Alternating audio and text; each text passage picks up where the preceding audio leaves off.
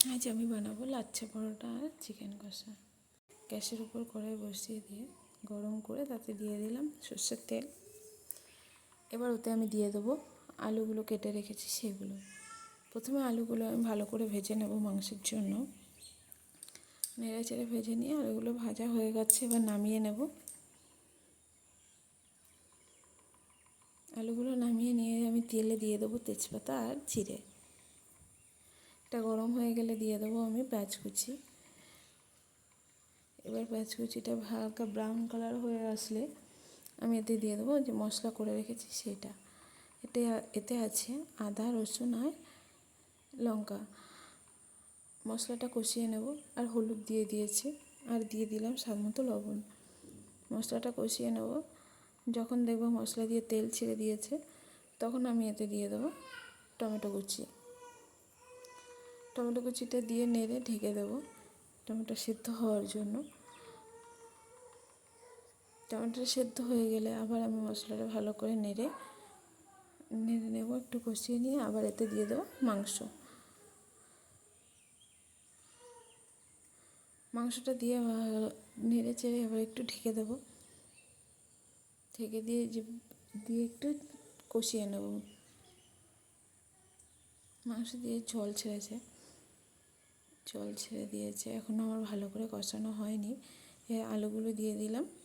এবার এগুলোকে আমি ভালো করে মাংসটা এবার ভালো করে কষিয়ে নেব।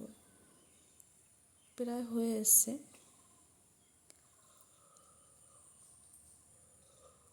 হয়ে গেছে মাংসটা কষানো। এবার আমি এতে দিয়ে দেবো জল। মাংসটা তেল ছেড়ে দিয়েছিল, তারপর আমি এতে জল দিয়ে দিলাম।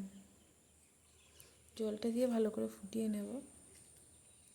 ভালো করে জাল দিয়ে তারপর গরম মশলা দিয়ে নামিয়ে দেবো। এবার আমি লাচ্ছা পরোটার জন্য ময়দা রেডি করে নেব। ময়দাটা প্রথমে চেলে নিয়েছি। এবার এতে দিয়ে দিলাম স্বাদ মতো লবণ আর দিয়ে দেবো ঘিটা দিয়ে ভালো করে ময়াম দিয়ে নেব।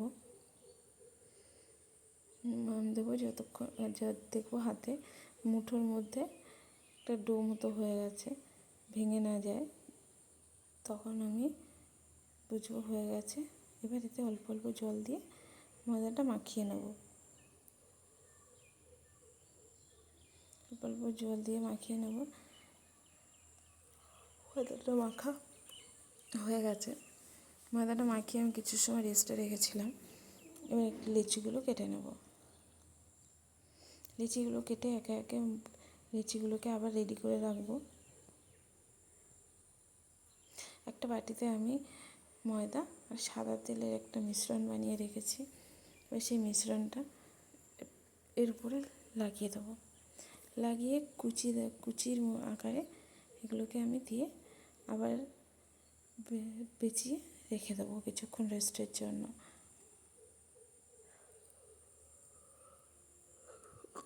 এইভাবে সবগুলো বানিয়ে রেখে দিয়েছি। এবার কিছুক্ষণ রেস্টের পরে আমি আবার এগুলোকে বেলে ভেজে নেব।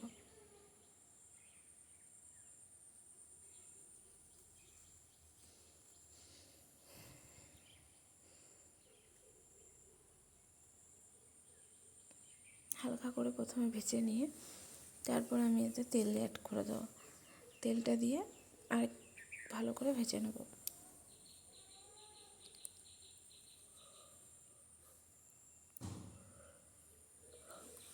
এইভাবে আমি সবগুলোকে ভেজে নেব।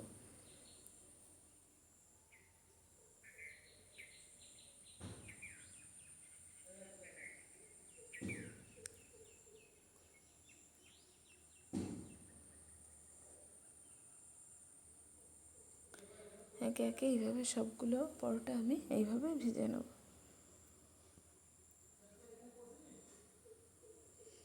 তারপরে এগুলো এক জায়গায় নামিয়ে হাতের সাহায্যে একটু চেপে দেবো, যাতে হাতের যে লেয়ারগুলো আছে সেই লেয়ারগুলো সব ছেড়ে দেয়।